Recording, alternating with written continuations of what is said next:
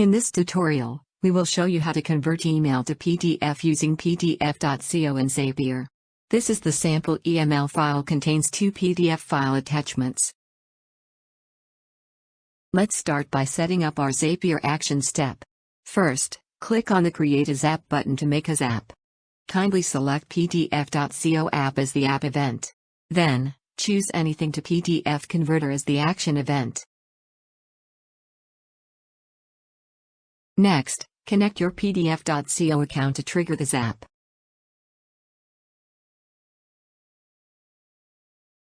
Now, it's time to configure the Anything to PDF converter. In the Input Type field, select the link to email message file. In the Input field, enter the EML source file. In the Name field, enter your output file name. In our case, it is test email with attachments.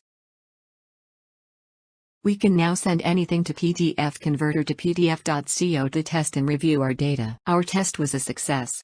PDF.co returned the URL to access the output, and you can then turn the Zap on. Here is the converted EML file and its attachments to PDF that we successfully run. For more tutorials, you may visit our YouTube channel or on our website. Thank you for watching.